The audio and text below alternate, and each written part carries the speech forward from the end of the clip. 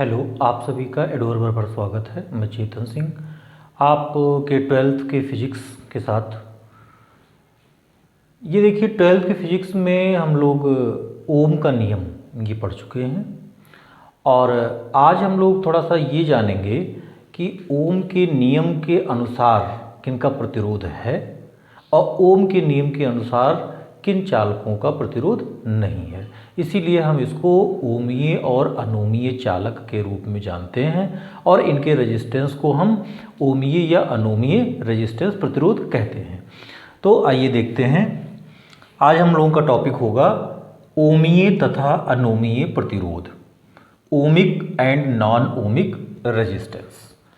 तो वे चालक जो ओम के नियम का पालन करते हैं। ओम का नियम आप जानते हैं कि V equals to B I R. मतलब यदि हम किसी भी चालक का वोल्टेज और धारा का अनुपात लेते हैं तो ये उसका क्या कहलाता है? रेजिस्टेंस कहलाता है। जो इस नियम का पालन करता है वो ओमीय चालक कहलाता है। जैसे वे चालक जो ओम के नियम का पालन करते हैं ओमीय चालक कहलाते हैं और जो ओमीय चालक होंगे उनका जो रेजिस्टेंस होगा वो क्या कहलाएगा? वो ओमीय प्रतिरोध कहलाएगा तथा इनके प्रतिरोध को ओमीय प्रतिरोध कहते हैं। अब इसका उदाहरण आपका तांबे का तार, टंगस्टन का तार, पारा, ये सब ओमीय चालक के उदाहरण हैं। बस इसके साथ ओम के नियम का शर्त भी लागू होना चाहिए और इसकी कुछ सीमाएं भी हैं। अगर टेम्परेचर बढ़ गया, तार में आपने धारा कुछ देर तक प्रवाहित की और टेम्परेचर उसका बढ़ गया तो वो ओम के नियम का पालन नहीं करेगा, ओम के नियम से कुछ अलग हो जाएगा। तो इस तरह से ये प्रतिबंध भी हमको इसके साथ लेना होगा। अब देखिए, ओम का नियम का अगर पालन कर रहा है, इसके कुछ उदाहरण जैसे हमने दिए, तांबे का तार, टंगस्टन का तार, पारा, ये अगर ओम के नियम का पालन कर रहे हैं तो यदि हम वी आई ग्राफ इनके बीच लेते हैं तो हमें एक स्ट्रेट लाइन मिलता है। एक एक्सिस पर आप V ले लीजिए, एक एक्सिस पर मतलब वोल्टेज वोल्ट के रूप में और धारा मिली एम्पियर के रूप में ये ले लीजिए, तो हमको इनके बीच में एक स्ट्रेट लाइन मिलता है। जब वी आई ग्राफ एक स्ट्रेट लाइन प्राप्त होता है तो ऐसे चालक को हम ओमिक चालक या ओमीय चालक कहते हैं और ऐसे प्रतिरोध को हम ओमिक रेजिस्टेंस कहते हैं।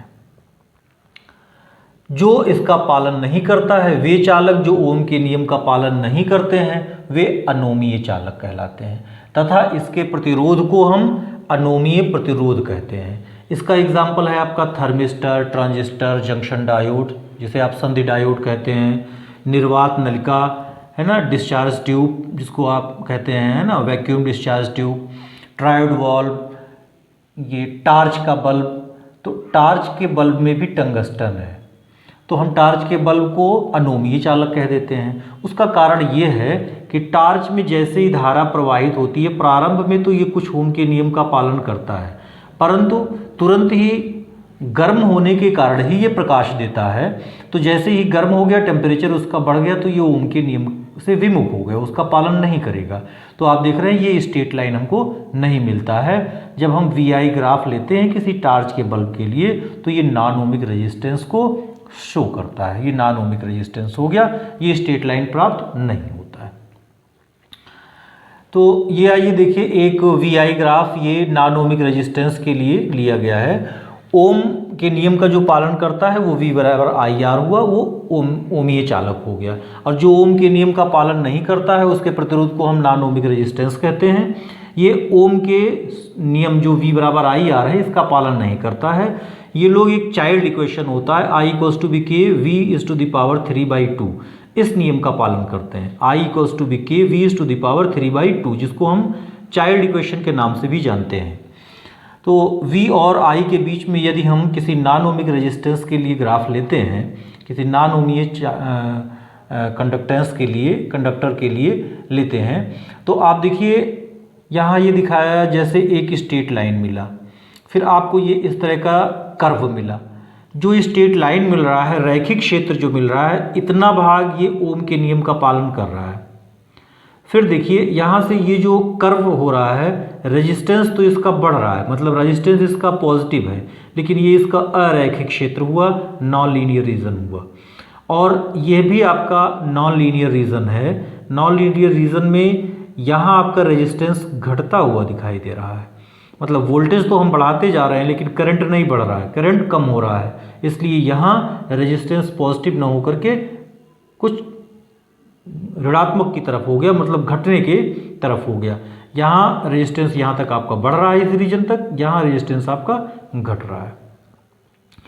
एक डायोड के लिए, जंक्शन डायोड के लिए एक ग्राफ VI ग्राफ ये दिया गया है। यहाँ देखिए ये एक ग्राफ दिया गया है, ये एक डायनेमिक रेजिस्टेंस को शो करता है। जैसे P और Q बिंदु के बीच अगर हमको रेजिस्टेंस ज्ञात करना है तो रेजिस्टेंस क्या होगा कि V और I, मतलब delta V by delta I।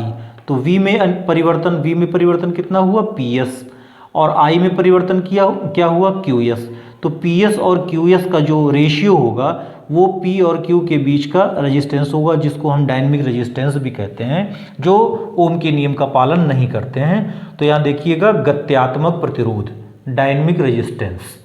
किसी ओमीय चालक के लिए VI ग्राफ सरल रेखा में प्राप्त नहीं होता है, अतः प्रतिरोध ये परिवर्ती होता है, वेरिएबल हो जाता है, बदलता रहता है। ऐसे प्रतिरोध को हम गत्यात्मक प्रतिरोध कहते हैं, मतलब डायनेमिक रेजिस्टेंस बदल रहा होता है। तो डायनेमिक रेजिस्टेंस को हम R से अगर प्रदर्शित कर रहे हैं तो delta V by delta I हुआ, और इस ग्राफ से हमने बताया कि आप PS बाई QS यहाँ से प्राप्त करेंगे। तो ये आपका था ओमीय और अनोमीय चालक। देखिए ओमीय और अनोमीय चालक के प्रतिरोधों के बारे में हम लोगों ने पढ़ा। अब हम लोग जानेंगे कि चालक के प्रतिरोध को प्रभावित करने वाले कारक कौन कौन से हैं। Factors affecting electric resistance of conductor. जो चालक हैं उस चालक के रेजिस्टेंस को कौन कौन से फैक्टर्स, कौन कौन से कारक ये प्रभावित करते हैं, आइए इस पर चर्चा करते हैं। तो जैसे प्रतिरोध के लिए हम लोगों ने ओम के नियम को प्रूफ करने के समय एक प्रूफ किया था, जिसमें रेजिस्टेंस को हम लोगों ने लिया था R equals to B ML by N E square A into tau, जहाँ M ये उस जो भी चालक आप ले रहे हैं उसका द्रव्यमान हो गया, L उस चालक की लंबाई हो गई, N उस चालक में मुक्त इलेक्ट्रॉनों की संख्या हो गई, E इलेक्ट्रॉनों का आवेश हो गया, इलेक्ट्रॉन का आवेश, A जो चालक तार हमने लिया है उसके अनुप्रस्थ परिच्छेद का क्षेत्रफल हो गया, और टाउ जो है ये श्रांति काल हो गया। तो इसी सूत्र से ही हम निष्कर्ष निकाल सकते हैं। आप देखिए R और L ये डायरेक्टली प्रोपोर्शनल है। क्या है? R is directly proportional L। इसका मतलब किसी चालक का जो प्रतिरोध है ये उस चालक की लंबाई के समानुपाती होता है। चालक जितना ही लंबा होगा उतना ही उसका प्रतिरोध ज़्यादा होगा। दूसरा, आप यहाँ से देखिए सूत्र से, आपको अगर सारे वैल्यू कांस्टेंट लिए जाए, सिर्फ A लिया जाए तो 1/A होगा। इसका मतलब हुआ कि R इज प्रोपोर्शनल 1/A। चालक का प्रतिरोध चालक के तार के अनुप्रस्थ परिच्छेद के क्षेत्रफल के व्युत्क्रमानुपाती होता है। R is proportional 1/A। यहाँ आप समझ सकते हैं इसको, इसे आप नोट कर लीजिएगा। फिर देखिए N जो है ये मुक्त इलेक्ट्रॉनों की संख्या है। मुक्त इलेक्ट्रॉनों की संख्या जितनी ज़्यादा होगी तो उतना ही मुक्त इलेक्ट्रॉनों का घनत्व ज़्यादा होगा।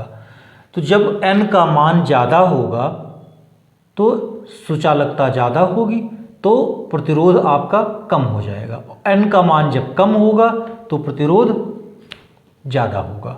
तो आप देखिए 1/N के प्रोपोर्शनल होता है आपका R। तो R इज प्रोपोर्शनल 1/N, मतलब मुक्त इलेक्ट्रॉनों की संख्या के व्युत्क्रमानुपाती है आपका प्रतिरोध। और इसी तरह से टाउ जो श्रांतिकाल है, श्रांतिकाल ज़्यादा होगा तो प्रतिरोध कम, श्रांतिकाल कम होगा तो प्रतिरोध ज़्यादा, मतलब R इज प्रोपोर्शनल 1/टाउ। ये श्रांतिकाल के किसी चालक का जो प्रतिरोध होगा वो श्रांतिकाल के व्युत्क्रमानुपाती होता है। प्रतिरोधों पर जो है ताप का क्या प्रभाव पड़ता है, आइए ये देखते हैं। Effect of temperature on resistance. जब हम किसी चालक का ताप बढ़ाते हैं तो क्या प्रभाव पड़ता है। आप देखिए, जब हम चालक का ताप बढ़ाएंगे तो प्रति सेकंड होने वाले टक्करों की संख्या बढ़ जाएगी। इसका मतलब हुआ कि श्रांतिकाल क्या हो जाएगा, घट जाएगा। श्रांतिकाल घटने के कारण क्या हो जाता है, रेजिस्टेंस क्या हो जाता है, बढ़ जाता है। टेम्परेचर बढ़ाने पर आप देखिए, ताप बढ़ाने पर मुक्त इलेक्ट्रॉनों का श्रांतिकाल घट जाता है, और जब श्रांतिकाल यहाँ से घट गया तो क्या हो गया, प्रतिरोध बढ़ गया। इसका मतलब ये हुआ कि चालक का ताप बढ़ाने पर प्रतिरोध बढ़ता है, क्योंकि ताप बढ़ाने पर मुक्त इलेक्ट्रॉनों का श्रांतिकाल घट जाता है। श्रांतिकाल क्यों घट जाता है, क्योंकि प्रति सेकंड टक्करों की संख्या बढ़ जाती है, जल्दी जल्दी टक्कर करते हैं। हम एक सूत्र यूज़ कर सकते हैं, RT बराबर R01 + अल्फ़ा टी, जहाँ RT ये T डिग्री सेंटीग्रेड पर प्रतिरोध है, R0 ये 0 डिग्री सेंटीग्रेड पर प्रतिरोध है, अल्फ़ा ये प्रतिरोध ताप गुणांक है, और T ये ताप है जो डिग्री सेंटीग्रेड में है। तो इस सूत्र के अनुसार ताप बढ़ाएंगे आप तो क्या होगा, प्रतिरोध बढ़ जाएगा। RT बराबर R01 + अल्फ़ा टी। अल्फ़ा जो है ये प्रतिरोध ताप गुणांक है। चालकों के लिए, सुचालकों के लिए इसका मान धनात्मक होता है। सुचालक जो होंगे उसके लिए प्रतिरोध ताप गुणांक का मान धनात्मक होता है। इसे हम लिख सकते हैं अल्फ़ा बराबर RT - R0 / R0 × T। इसी सूत्र से इसका मात्रक होता है प्रति डिग्री सेंटीग्रेड, या डिग्री सेंटीग्रेड (−1). तो आपके सुचालक में आपके सभी धातुएं और सभी मिश्र धातुएं, तो ये धातुओं और मिश्र धातुओं के लिए सही होगा। अब हम जानते हैं अर्धचालकों तथा विद्युत अपघट्यों के लिए। तो अर्धचालकों और विद्युत अपघट्यों का ताप बढ़ाने पर प्रतिरोध घट जाता है। यहाँ ताप बढ़ाने पर क्या हुआ, प्रतिरोध बढ़ा। प्रतिरोध बढ़ने का मतलब चालकता घटी, यहाँ चालकता घटी, और यहाँ क्या हुआ, ताप बढ़ाने पर प्रतिरोध घटता है। तो प्रतिरोध घटता है, इसका मतलब हुआ कि चालकता बढ़ जाती है, अर्थात चालकता बढ़ जाती है। ऐसा क्यों है, उसका कारण दो है। एक हम अर्धचालकों के लिए दे रहे हैं, एक विद्युत अपघट्यों के लिए दे रहे हैं। अर्धचालकों में ताप बढ़ाने पर मुक्त इलेक्ट्रॉनों की संख्या बढ़ जाती है। मुक्त इलेक्ट्रॉन की संख्या बढ़ गई तो प्रतिरोध घट गया। ये अर्धचालकों के लिए हुआ। और विद्युत अपघट्यों में ताप बढ़ाने पर श्यानता घट जाती है। तो जब श्यानता घट जाती है तो इसका मतलब आसानी के साथ इलेक्ट्रॉन चल फिर सकते हैं, तो चालकता बढ़ जाती है, अर्थात प्रतिरोध घट जाता है। अर्धचालकों का प्रतिरोध ताप गुणांक ये ऋणात्मक होता है। तो इस तरह से चालकता और प्रतिरोध ये एक दूसरे के व्युत्क्रमानुपात हैं, मतलब एक दूसरे के उल्टा हैं। अगर प्रतिरोध बढ़ेगा तो चालकता घटेगी, और प्रतिरोध घटेगा तो चालकता बढ़ेगी। तो इस तरह से हम लोगों ने जाना कि जो चालक हैं, चालक मतलब धातु हैं, आपके मिश्र धातु हैं, इनका ताप बढ़ाने पर प्रतिरोध बढ़ता है, लेकिन अर्धचालक और विद्युत अपघट्य जो हैं इनका ताप बढ़ाने पर प्रतिरोध घटता है। ये बहुत इंपॉर्टेंट है, बहुत आसानी के साथ इसको समझ सकते हैं। एक टॉपिक हमारा और बच रहा है कि जैसे अक्सर ये सवाल पूछा जाता है कि कोई भी चालक तार है और उस तार को हम खींच करके उसकी लंबाई बढ़ा देते हैं। तो आप देखिए, जब आप खींच करके लंबाई बढ़ाते हैं तो तार भी पतला हो जाता है। तो इसका मतलब हुआ कि लंबाई बढ़ने के साथ साथ तार पतला भी हो रहा है। तो इस पर क्या प्रभाव पड़ेगा, रेजिस्टेंस पर। तार को जब हम खींचेंगे उसकी लंबाई बढ़ेगी, तार पतला होगा, मतलब अनुप्रस्थ परिच्छेद का क्षेत्रफल घटेगा, तो तार के रेजिस्टेंस पर क्या प्रभाव पड़ेगा, इस पर एक अच्छा न्यूमेरिकल क्वेश्चन भी बनता है। और यहाँ हम आपको समझा दे रहे हैं कि तार को खींचने पर प्रतिरोध पर क्या प्रभाव पड़ता है, प्रतिरोध पर क्या असर है। Effect of resistance of a wire stretching. अब देखिए, हम मान लेते हैं कि तार को खींचने से पहले उसका लंबाई L1 है और अनुप्रस्थ तार के अनुप्रस्थ परिच्छेद का क्षेत्रफल A1 है।